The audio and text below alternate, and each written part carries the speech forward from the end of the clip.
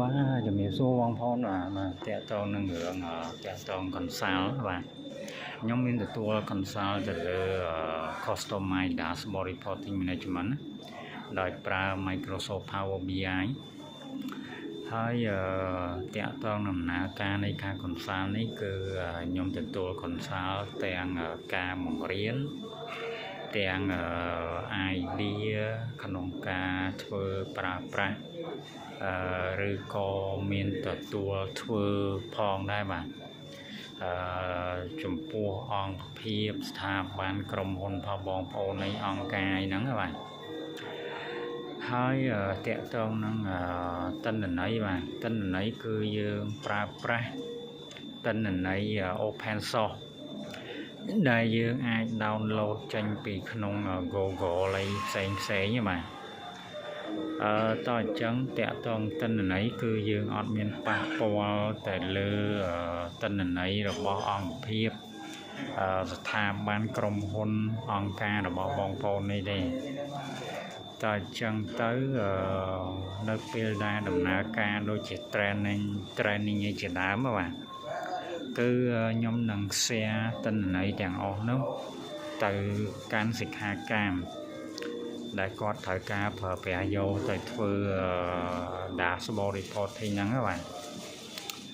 អញ្ចឹងរាល់សមិទ្ធផលដែលបងប្អូនធ្វើបានគឺជារបស់បងប្អូនបាទ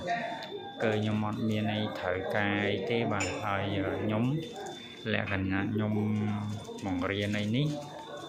គឺខ្ញុំប្រើប្រាស់នៅលើ laptop របស់ខ្ញុំបង្ហាញជូនបងប្អូនគឺអត់មានត្រូវទៅប៉ះពាល់ឧបករណ៍ផ្សេងនៅក្នុងស្ថាប័នផងបងប្អូនអីទេវាលើកលែងតែពេលដែលយើងភ្ជាប់ជាមួយនឹង slide projector បងប្អូនគឺតែប៉ុណ្្នឹងថាដែលវាឆ្លងហួសពីនឹងទៅកាន់ហៅថាអ្វីដែលជាកម្មសិទ្ធិរបស់បងប្អូនដូចជាទិន្នន័យអីផ្សេងគឺខ្ញុំអត់មានអីប៉ះពាល់កើតទេបាទកន្លែងហ្នឹងតើអញ្ចឹងទៅសូមជំរាបថារាល់ material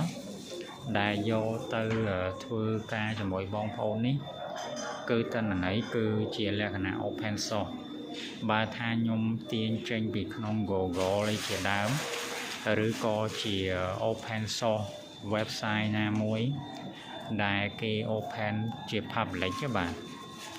តើអញ្ចឹងទៅវាធ្វើឲ្យបងប្អូនងាយស្រួលក្នុងការប្រើប្រាស់ទាញយកគឺអត់ចាំបាច់ត្រូវយកទិន្នន័យពីអង្គការស្ថាប័នក្រុមហ៊ុនសហគ្រាសរបស់បងប្អូនទេគឺអត់មានត្រូវការធ្វើបែបនោះទេបាទគឺទិន្នន័យគឺយើងយកលក្ខណៈ open source ទៅតាម website ណាមួយ Google អីជាដើមហ្នឹងបាទរបៀបនៃការប្រើប្រាស់គឺយើងធ្វើបែបហ្នឹងបាទហើយចំពោះ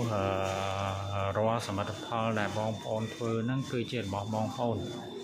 ចំណែកខ្ញុំធ្វើនេះគឺខ្ញុំធ្វើនៅលើ laptop របស់ខ្ញុំទេហើយបើសិនបងប្អូនចាំត្រូវការយកទៅខ្ញុំអាចផ្ញើជូនបានអាហ្នឹងដំណើរការនៃការ consult បាទបាទគុណ